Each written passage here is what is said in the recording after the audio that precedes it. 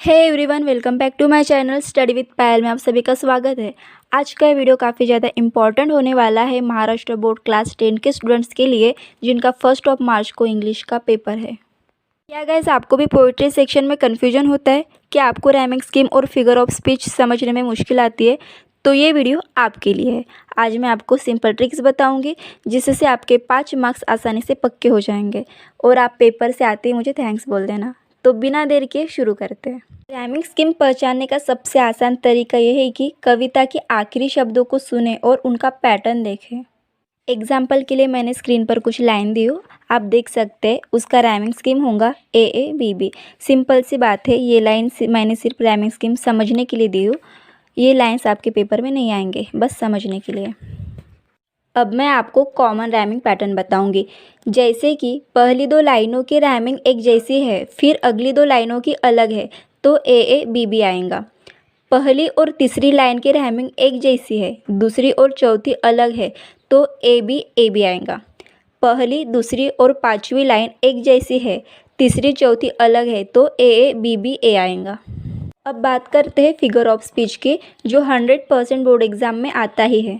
पहला है सिमिली, जब लाइक या एज का इस्तेमाल कंपैरिजन के लिए किया जाता है, जैसे कि she is a beautiful as a rose. Second है मेटाफोर, हिंदी में बोलते हैं रूपक अलंकार। इसमें डायरेक्ट कंपैरिजन होगा बिना लाइक या एज के। एग्जाम्पल है the world is a stage. Third है अलिटरेशन, जब शब्दों की शुरुआत एक ही अक्षर से होती है, जैसे कि शी सेल्स बाय द सी शोर। यहाँ पर सभी शब्दों की शुरुआत यस से हुई है। फोर्थ है पर्सोनिफिकेशन, हिंदी में बोलते हैं मानवीकरण अलंकार। पर्सोनिफिकेशन में निर्जीव चीज़ों को इंसान जैसा दिखाया जाता है। एग्जाम्पल है the flowers dance in the wind. तो गाइज, ये हो गए फिगर ऑफ स्पीच। अब मैं आपको कुछ ऐसे क्वेश्चंस बताऊंगी जो बोर्ड एग्जाम में बार बार पूछे जाते हैं।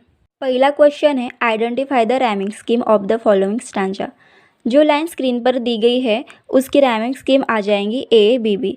सेकेंड क्वेश्चन है identify the figure of speech. The sun smile at us. इस लाइन में आप देख सकते हो एक निर्जीव को इंसानों जैसा दिखाया गया है, तो इसका आंसर हो जाएगा पर्सोनिफिकेशन। थर्ड क्वेश्चन है identify the figure of speech. Example के लिए he is a shining star in his school.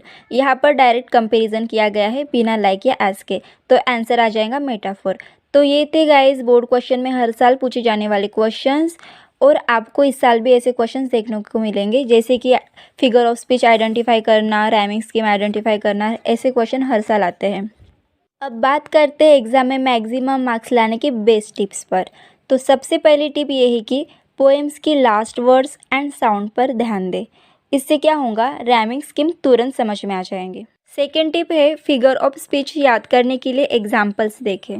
और लास्ट टिप है, वो सबसे ज़्यादा ज़रूरी है, वो है कि प्रीवियस ईयर पेपर्स। हाँ गाइस, आपने बिल्कुल सही सुने, previous year papers. Previous year paper से प्रैक्टिस करें ताकि एग्ज़ाम में सरप्राइज़ ना हो और आपकी इतनी अच्छी प्रैक्टिस हो जाए कि आप काफ़ी अच्छे से पेपर सॉल्व कर सकें। तो गाइस, अब राइमिंग स्कीम और फिगर ऑफ स्पीच आपके लिए आसान हो गए होंगे। अगर आपको यह वीडियो पसंद आई हो तो लाइक करें, शेयर करें और कमेंट में बताएं कि सबसे ज़्यादा कौन सा पार्ट आपको यूज़फुल लगा। And guys, all the best for your board exams.